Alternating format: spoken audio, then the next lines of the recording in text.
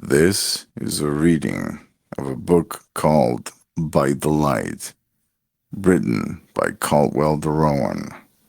Please enjoy. Prologue. In the olden days, we had servants and cut crystal pitchers filled to the brim with fragrant spiced wine. Now it's a bachelor's pad with blackout curtains and dregs of the night before to wash the hemoglobin taste out of my fangs. It's not that I'm complaining, but sometimes I wish there was more to everlasting life.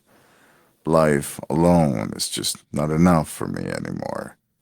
I've done everything I wanted to do and more. I have been a pauper, a king. I have stolen not to starve, and I have dined with movie stars. I once decapitated a man with my sword for insulting my wife. Does it make me a bad husband if I can recall the sensation of the man's blood spraying on my face, but can't quite remember my wife's name? Everything blurs together eventually. I have figured out that with time, even these thoughts will vanish, and I will be just someone else, a different version of me, and yet somehow still the same person. Perhaps this has already happened several times. I can't remember how old I am. Somehow the mirror always tells me I'm in my late 20s. Reminiscing about the good old days is all I do lately, especially when I'm taking out the food containers from last night. I binged, and now I gotta find an Uber for a couple of drunk sorority girls. I do not envy the headache, confusion, and overall weakness that comes with severe blood loss. These poor souls are about to endure a hell of a day. Donning my daylight costume, I escorted two lovely women out of my apartment, keeping watch that their wobbly steps and high heels wouldn't result in a cracked skull against my Calicut counter.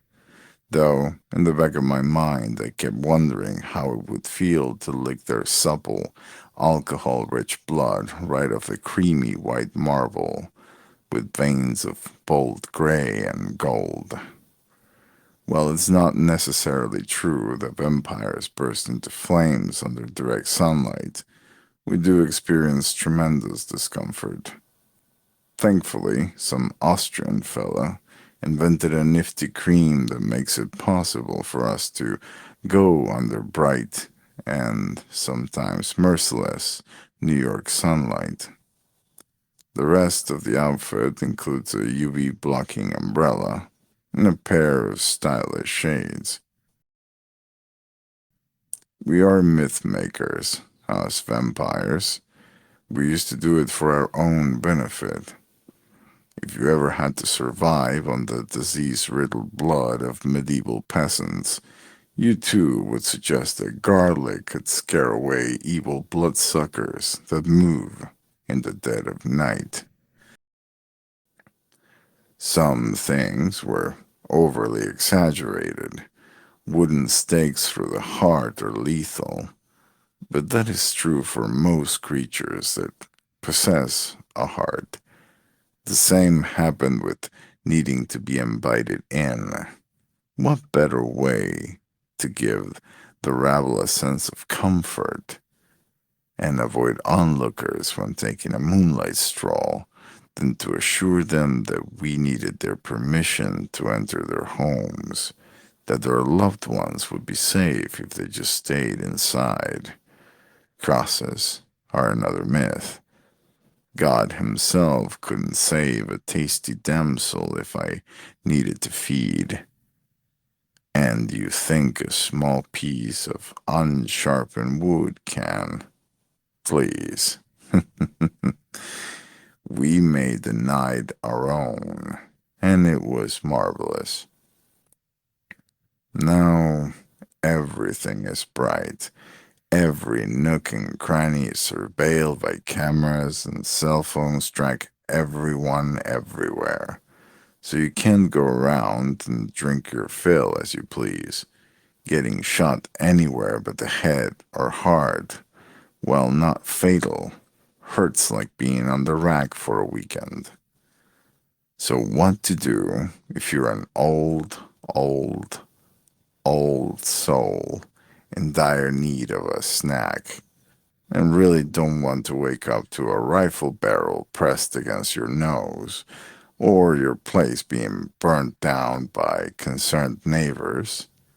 Well, some blood banks are vampire owned, and for a not so small charge, they will sell you fresh medical grade blood bags.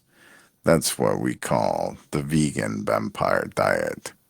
It's nowhere near as glamorous as those like me who risk interacting with mortals, putting to work that supernatural vampire charm and risking the consequences.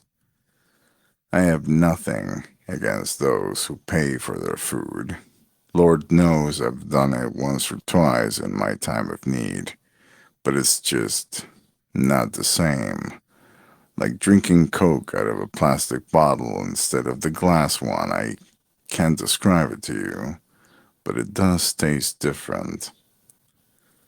If there's anything I'm thankful for, is that humans have remained largely the same.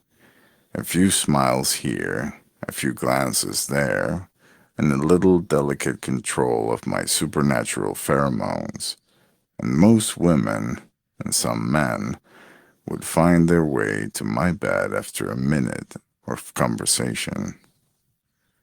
I would say taste is what has varied the most since I can remember. I used to love Paris in the 19th century. Such decadence. Everything flowing with cream, butter, and sugar. It only helped to accentuate the sweetness of aristocratic blood. Then again, food is now cleaner. Not natural, but cleaner in the same way a hospital floor is clean, sterilized. Food availability is also wonderful. I couldn't have dreamed, even in my wildest opioid fueled hallucinations, that we would have food delivery apps. A tiny piece of glass can call a man who brings you food to your door. It is true that any sufficiently advanced technology is indistinguishable from magic. I have become addicted to these.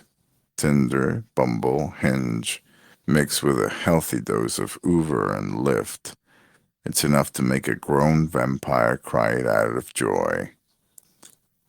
Several lifetimes of hard work and savvy investments, along with some insider trading and coercion, have earned me a healthy fortune, so I don't have to play the part of a regular Joe working a 9 to 5. Many newborns are bound to the endless toil of a daily routine. Some go feral and head for the woods, hunting hikers up north to avoid this fate. I was once one of these. It is a lot of fun. The prowling and chasing, the biting and clawing. It's even more fun when your food fights back. But it's not all mind control and pheromones. Sometimes, just for the hell of it, I like to try and court a lovely woman with my own natural charms. I have found someone I'm interested in, desperately so. Her blood is pungent and enthralling, and she is clever and fit. I haven't been this excited in a mortal age. I can barely contain my bloodlust, and the aching in my fangs is now ever present. But good things come to those who wait, and I have all the time in the world.